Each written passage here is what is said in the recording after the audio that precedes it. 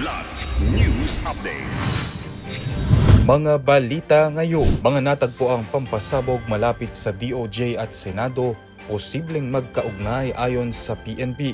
Kilos protesta kasabay ng SONA, idinaos sa Commonwealth Avenue. 6 na individual arestado. Higit 14 million pesos na halaga ng smuggled cigarettes nasamsam sa Zamboanga City. Ako po si Cesar Soriano para hatid ang mga nangunang balita sa buong kapuluan ngayon.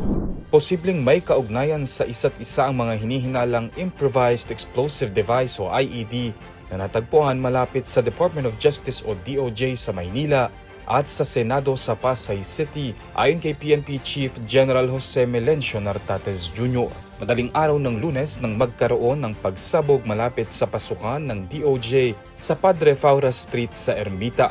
Ayon sa DOJ, walang naiulat na nasawi o nasugatan habang nagsasagawa ng pagsusuri ang Philippine National Police Explosive Ordnance Disposal o PNP EOD unit.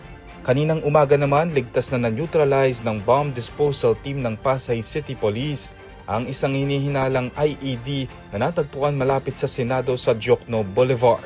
Ayon sa PNP EOD K9 unit, ang naturang IED ay naglalaman ng 9V battery, blasting cup, maliit na berdeng analog toy clock, electrical wire at plastic jar na naglalaman ng brown powdered substance. Kapwa hinigpitan na ang seguridad sa lugar habang nagpapatuloy ang investigasyon sa kung sino ang nasa likod ng dalawang insidente.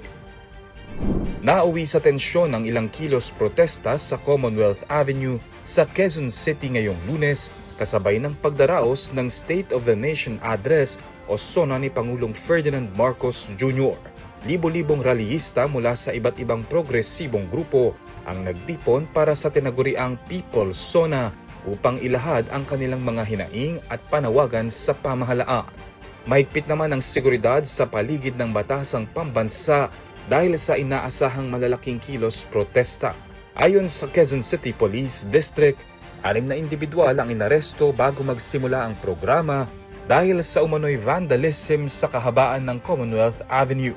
Samantala, namataan ang harapang komprontasyon ng mga pulis at mga nagpoprotesta sa ilang bahagi ng nasabing kalsada. Sa mga larawan at video na lumabas online, makikita ang pagtaas ng tensyon sa pagitan ng mga rallyista at mga otoridad habang nagpapatuloy ang kilos protesta. Mahigit 14 na milyong pisong halaga ng hinihinalang smuggled na sigarilyo ang nasamsam ng mga otoridad sa isang operasyon sa Barangay Campo Islam, Zamboanga City, madaling araw ng Hulyo 26. Ayon sa pulisya, natagpuan ang isang abandonadong delivery van na kargado ng iba't ibang uri ng sigarilyo. Nakatakas umano ang mga taong nagdadala ng kargamento matapos mapansin ang pagdating ng mga otoridad.